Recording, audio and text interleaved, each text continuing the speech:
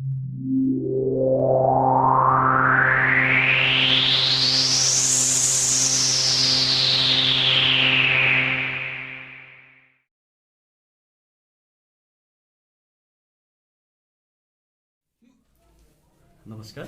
म सन्दीप लिम्बू, महासचिव गोरामुमो दार्जिलिङ ब्रान्च।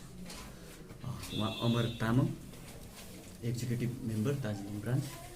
उहाँ निमा डुक्पा दार्जिलिङ ब्रान्च।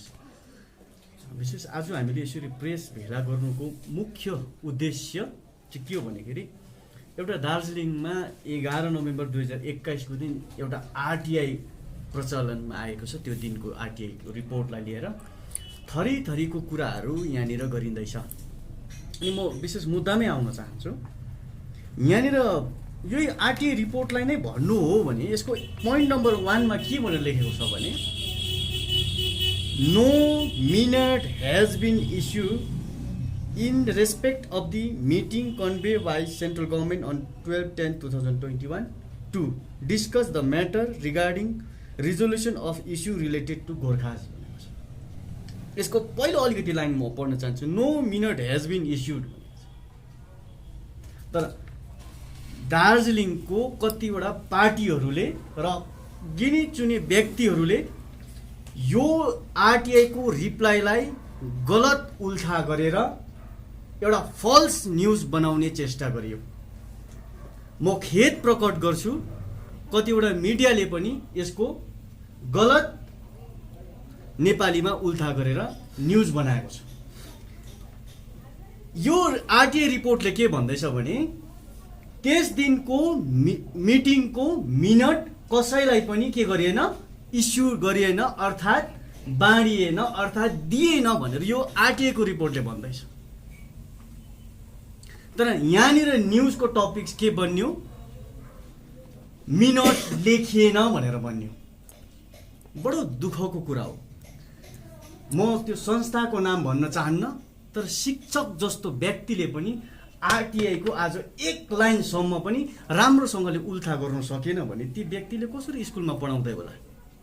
यो प्रश्नको कुरा हो। यहाँनिर यदि no minute has been written भनेको भए चाहिँ लेखेन भनेर बुझ्नुपर्छ।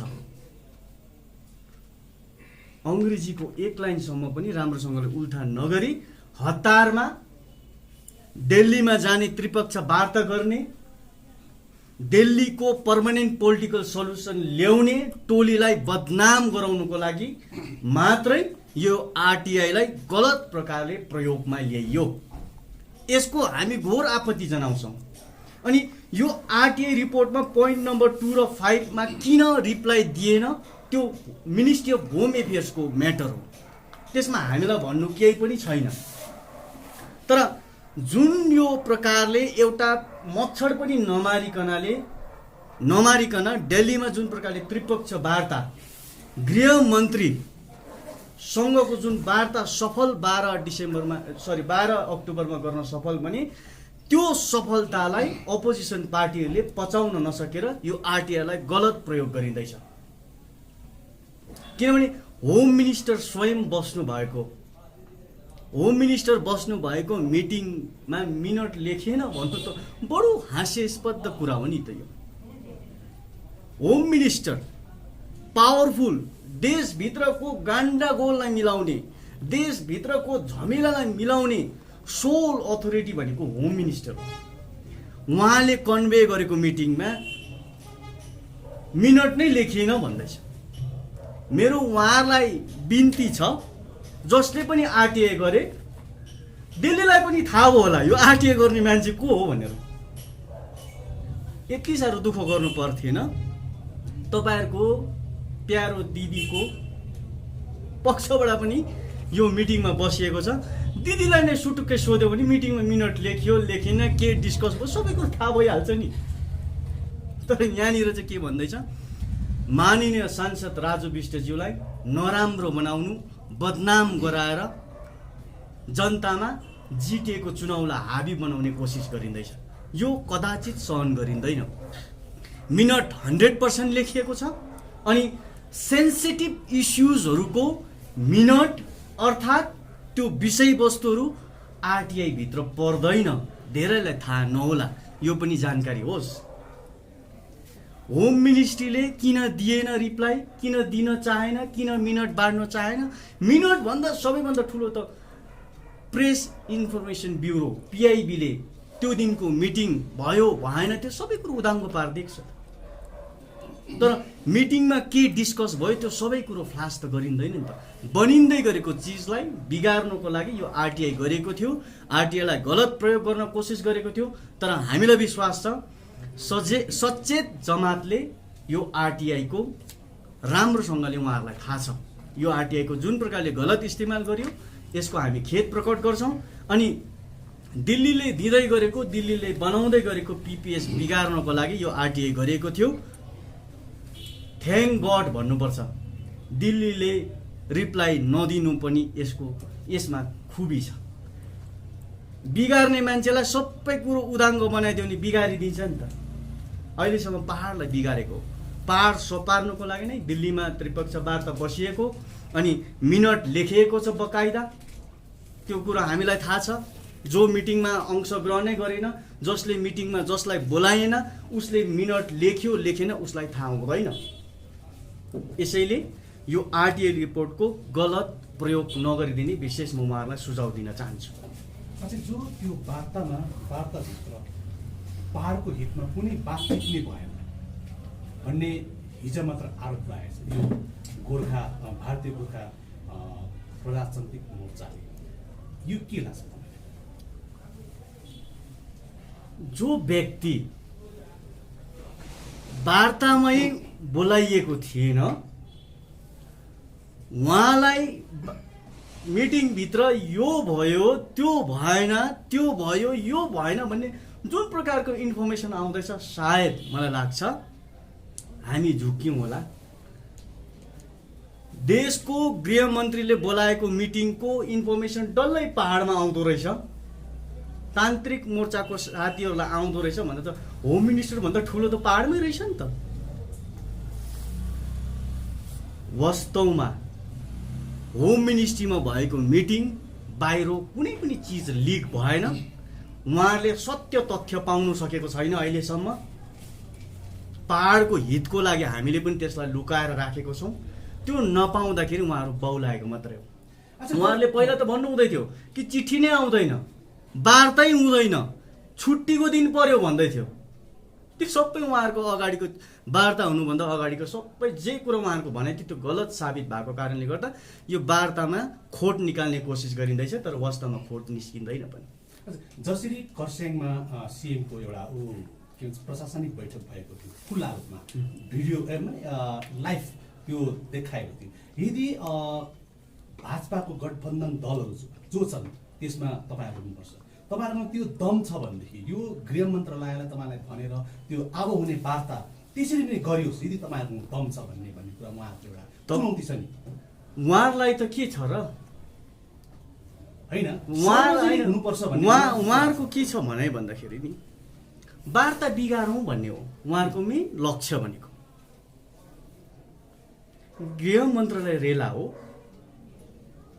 130 करोडको गृह मन्त्री रेला हो, रेला सम्झेको। आज देशको गृह मन्त्रालय भित्र गोप्य मिटिङ भएको, सेन्सिटिभ इस्युजहरुमाथि भएको वार्तालाई लाइभ देखायो भने देशको हालत के होला? खेलाइची हो, भाँडाकुटी हो, पान लिनु गएको होइन। खरसाङमा हावा खानु आएको मिटिङ, चिसो हावा खानु आएको मिटिङ, प्रशासनिक मिटिङ होइन, त्यो पोलिटिकल मिटिङ हो। त्यो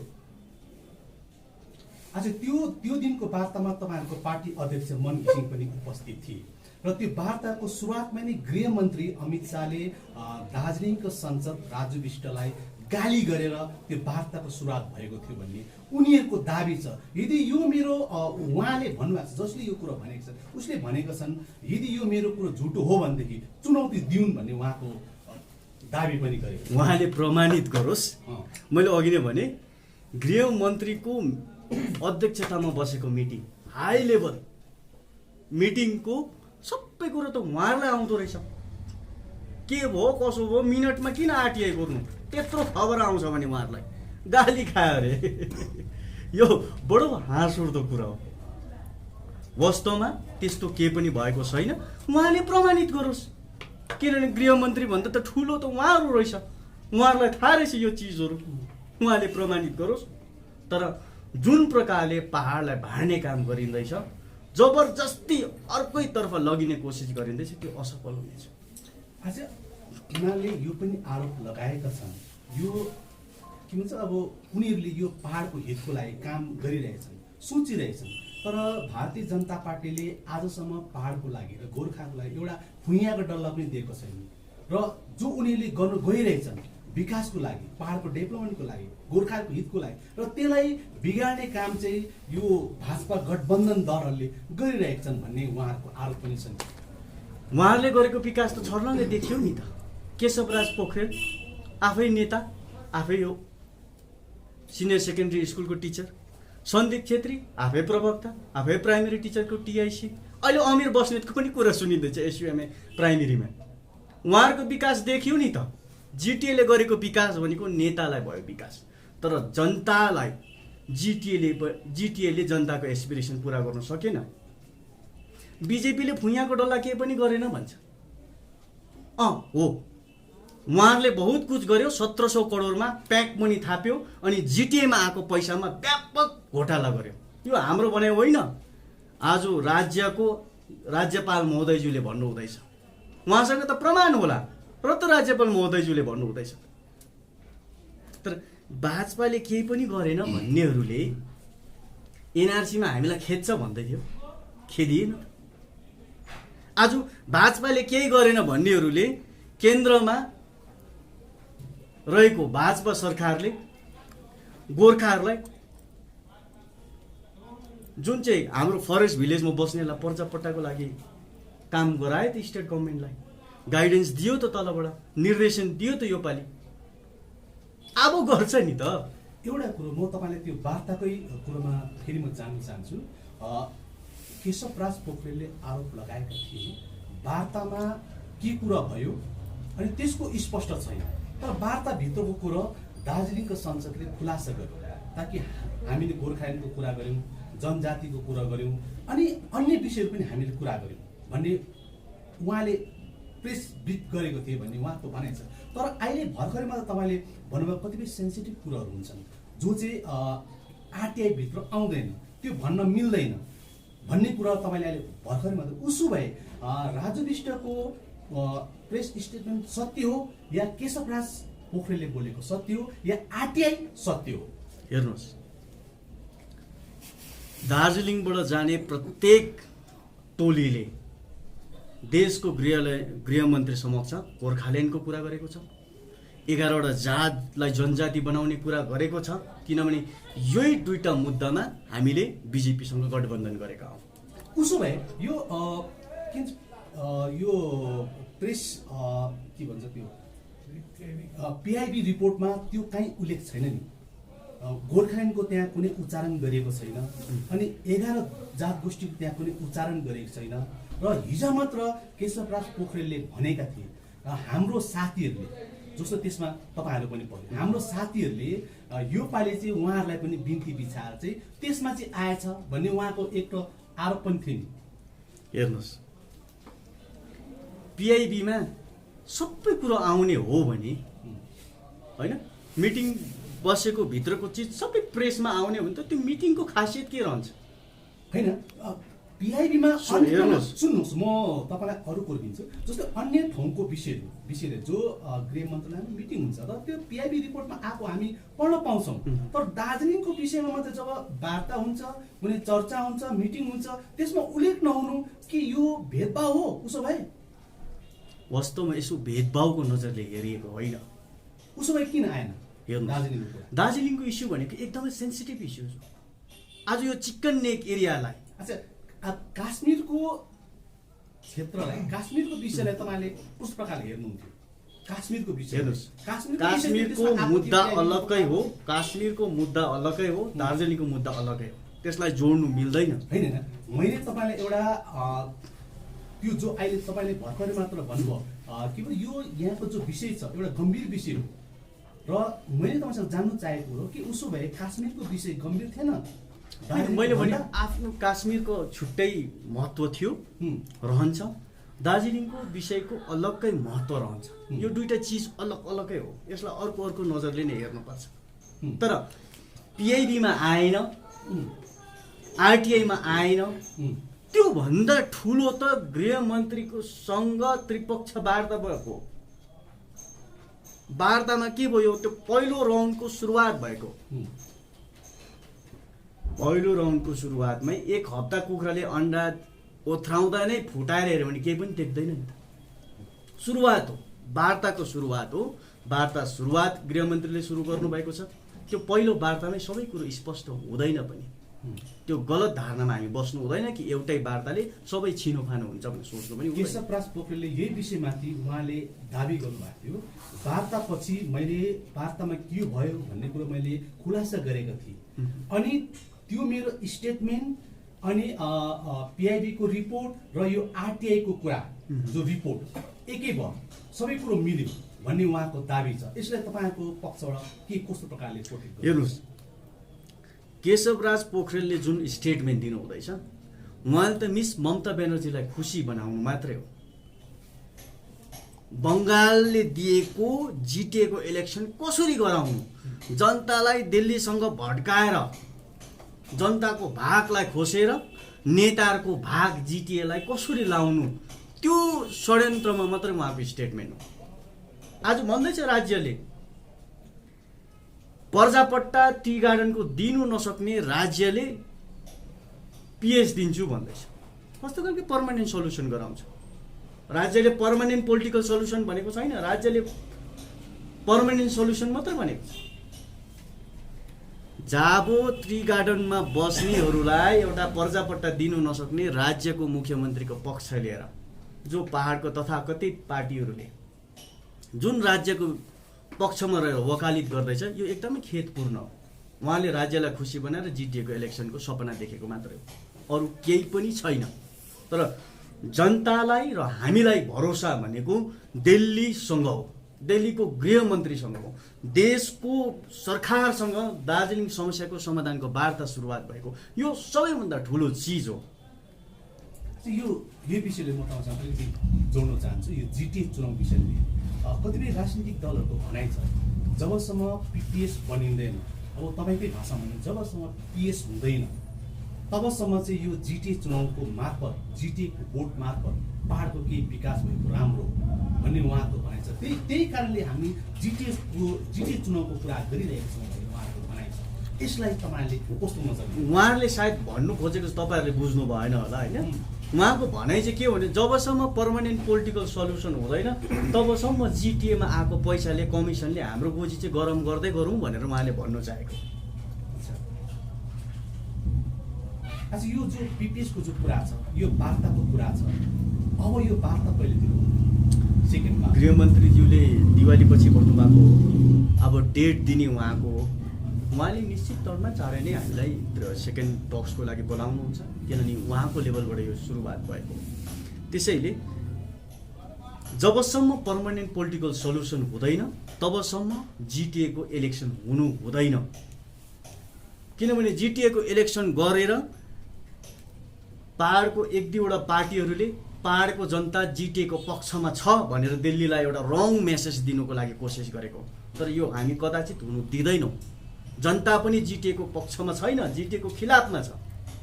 हामीले जिटिएको चुनाव गर्नु हुँदैन, किनभने जिटिए भनेको बाँदरको पुच्छर लौरो न हतियार। न जिटिएले विकास गर्नु सक्यो, न जिटिएले के नै गर्नु सक्यो। जिटिएले गर्नु सक्यो त केवल घोटाला मात्रै गरेको छ।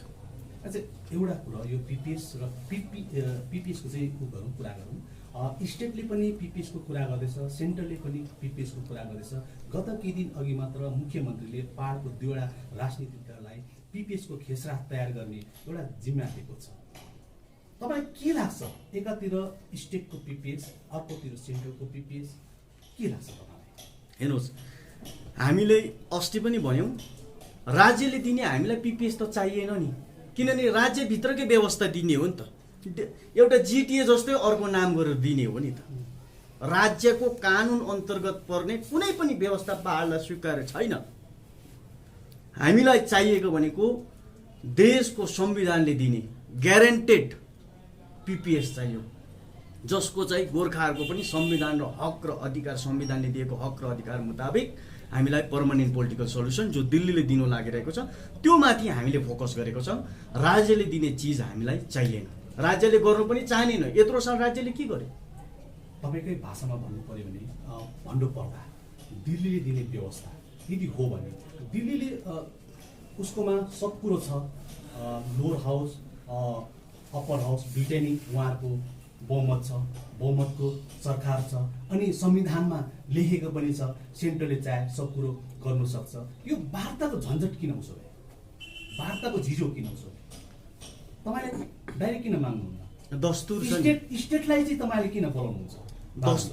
दस्तुर राज्यले भोलि भन्ला कि दार्जिलिङ सम्बन्धी हामीलाई हाम्रो पक्ष राख्नु दिएन भन्ला, त्यो पक्ष राज्यले पनि दार्जिलिङ सम्बन्धी आफ्नो पक्ष राखोस्। हामीले हाम्रो पक्ष दिल्लीलाई राखिसकेको छौँ। त्यसको बादमा जुन सल्युसन आउँछ, दिल्लीले जुन सल्युसन सोचेको छ, जुन समस्याको समाधान सोचेको छ त्यो आयो भने त्यसमा केही पनि बिग्रिँदैन। राज्यको पक्ष विचार लिँदाखेरि केही पनि मैले क्षति देख्दिनँ।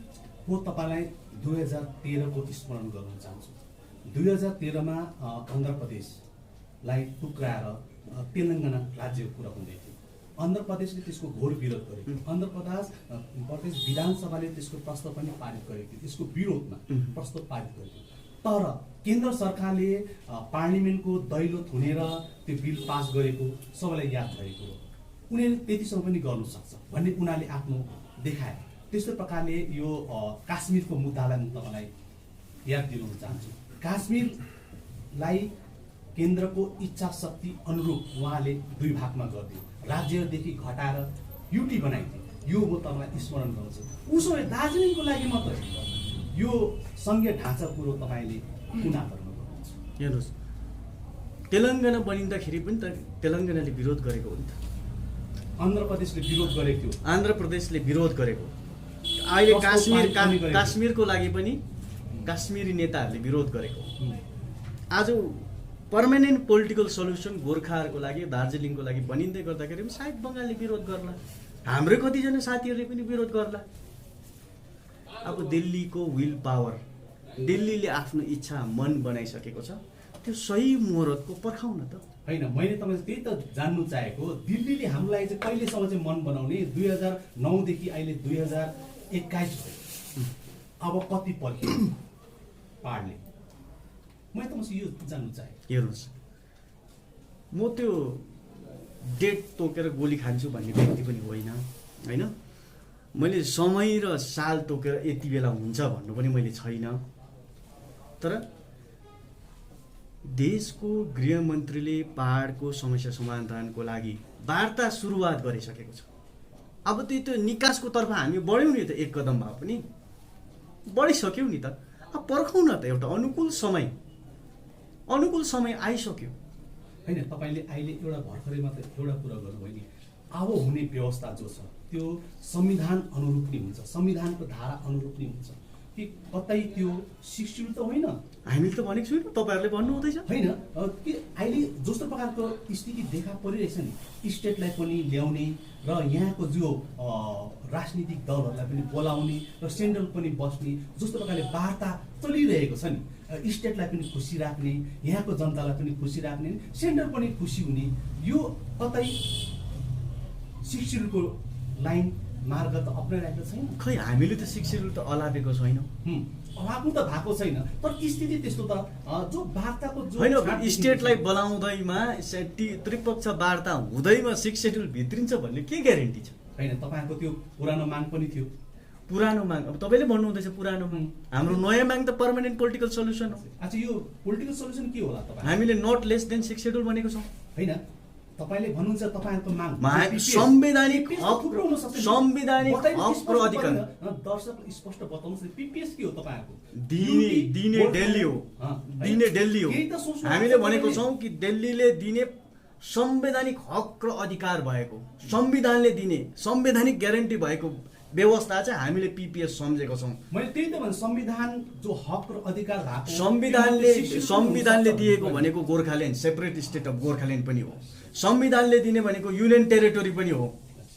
भनेपछि तर तपाईहरु युटी दिल्ली र Gorkhaland Delhi will decide Delhi will decide Delhi will decide मैले भनेछु दिल्ली विल डिसाइड हामीले हाम्रो पक्ष राखेको छौँ हामीले के भनेको छौँ हाम्रो पक्ष हामीले पिपिएस के सोचेको त्यो स्पष्ट राखेको छौँ अब दिल्लीले निर्णय लिनुपर्छ मैले तपाईसँग जान्नु चाहन्छु दिल्ली विल डिसाइड न तपाईकै भर्सनमा म कुरा गर्दैछु तपाईले भन्नु हामीले मागेको 62 होइन र हामीले मागेको अर्कै हो र 62 होइन भने दुईवटा कुरो रह्यो एउटा गोर्खाल्यान्ड अर्को युटी मैले भने त दिल्ली विल डिसाइड न मैले तपाईले टेबलमा के राख्नु भयो मैले हौ त्यो जान्नु चाहन्दैछु हेर्नुहोस् वार्ताको चिज सबै कुरो प्रेसमा राखिने हो भने वार्ता त ग्राउन्डमा गर्दा भइगयो नि त बनिँदै गरेको चिज किन बिगार्नु हिजो मात्र 22 दिनमा सुन्नुहोस् यही त कुरा गरिरहेछ हामी बताउँदैनौँ हामी बताउँदैनौँ हामीले खिचडी पकाएको भनेको जिटिएलाई स्क्रैप गर्नु हो जिटिए उडाउनुको लागि हो जब जिटिए उड्छ भारतको संविधानले दिएको हक र अधिकार भएको एउटा पर्मानेन्ट पोलिटिकल सल्युसन पहाडमा लागू हुन्छ देशको संविधान मुताबिक जो डिमान्ड जो एउटा देशको संविधानले दिएको त जिटिए होइन नि त प्रश्न सुन्नुहोस् न कुरा स्पष्ट बुझ्नुहोस् न जबकि देशको संविधानमा अब दुईवटा कुरो रह्यो एउटा युटी अर्को गोर्खाल्यान्ड अनि थुप्रै कुरा छ नि तपाईले भनिहाल्नु अटोनोमस स्टेट पनि छ नि 62 को पक्षमा नट लेस देन 6 शेड्युल भनेको छ हामीले कुरा क्लियर छ नि त अब तपाईहरुको दुईटा नट लेस देन 6 शेड्युल भनेर भनेको छौँ हामीले दिल्लीले डिसाइड गर्नु पर्यो दिल्लीले कति दिन यस्तो कुरा घुमाउनुहुन्छ किन घुमाउने हामीले घुमाइरहेको छ तपाईलाई घुमाउने त साथीहरूले घुमाइरहेको छ जिटिए को चुनाव पनि गराउनु पर्छ भन्दैछ पिपिएस को खेसरा पनि तयार गर्नुपर्छ भन्दैछ साथीहरूले घुमाउँदैछ हामी त स्पष्ट छ हामीले क्लियर भनेको छौँ पर्मानेन्ट पोलिटिकल सल्युसन भनेको चाहिँ देशको संविधानले दिएको हक र अधिकार भएको चिज मैले त्यही त भन्नु चाहन्दैछु स्पष्ट किन भन्नु न त्यो हात घुमाएर नाक किन समाउनुहुन्छ स्पष्ट भन्नुहोस् कि युटी कि गोर्खाल्यान्ड मैले स्पष्ट भन्ने हो भने त म देशको गृहमन्त्री हो भने त म यो दिन्छु भन्थे नि त तपाईले डिमान्ड त गरेको त भन्नु सक्नुहुन्छ डिमान्ड हामीले राखेको छौँ त्यही भन्नुहोस् न दर्शकलाई किन घुमाउनुहुन्छ कुरा सिधा स्पष्ट राख्नुहोस् अहिले यहाँनिर एउटा उखान हुन्छ सुँगुरलाई चाहिँ मोती दिने मान्छे चाहिँ मूर्ख हो सुँगुरे प्रवृत्तिको साथीहरू छ मोती पनि सुँगुरको लिदीसँग मिसाउँछ सुँगुरले त्यस्तो साथीहरूलाई किन मोती दिनु कुतकुती लाउनुहोस् हामीलाई चिज खाउनुहोस् हामी त्यो मोती साथीहरूलाई दिँदैनौँ नि त किनभने सुँगुरे प्रवृत्तिको साथीहरू छ तर पर्मानेन्ट पोलिटिकल सल्युसन के हो कसो हो देशको गृहमन्त्रीले दिल्लीले निर्णय लिने चिज हो हामीले पहिलो वार्तामा भनेको छौँ कि जिटिए चाहिँ स्क्रैप गरिनुपर्छ जिटिएले पहाडको जनताको जनआकांक्षा पूरा गर्न सकेन देशको गोर्खाहरूलाई जिटिएले सुरक्षा दिनु सकेन जिटिए के गर्नुपर्छ अब फ्याँकेर पर्मानेन्ट पोलिटिकल सल्युसन पहाडलाई दिनुपर्छ भनेर हामीले स्पष्ट गृहमन्त्रीलाई भनेको छौँ अनि त्यो चिजहरू नोट डाउन गरेको छ अनि अन्तमा यति म भन्न चाहन्छु नयाँ पार्टीले दिल्लीको पर्मानेन्ट पोलिटिकल सल्युसनलाई बिगार्नको लागि राज्यको मुख्यमन्त्रीसँग मिलेर पहाडलाई फेरि जिटिए तर्फ लाने कोसिस गरिँदैछ यसलाई जेनेले पार्टीले ठाडो विरोध गर्छ अनि घोर आपत्ति हामी जनाउँछौँ अनि राज्यलाई पनि हामी चाहन्छौँ राज्यको मुख्यमन्त्रीले भन्नुभएको छ हामी पहाडमा अशान्ति चाहँदैनौँ भन्नुभएको छ दुईटा पार्टीहरूले पहाडको जनताको इच्छाको विरुद्धमा गएर जिटिए इलेक्सन गराउनु खोजेर पहाडलाई अशान्त बनाउने कोसिस गरिँदैछ राज्य सरकार पनि यसमा होसियारी हुनुपर्छ जुन चिजमा जनता खुसी हुँदैन जनता खुसी भएन भने जनताले जे पनि गर्न सक्छ त्यसैले पहाडको जनताको आकांक्षा र चाहना भनेको दिल्लीले दिने पर्मानेन्ट पोलिटिकल सल्युसन हो जसको सुरुवात गरिएको छ थ्याङ्क यू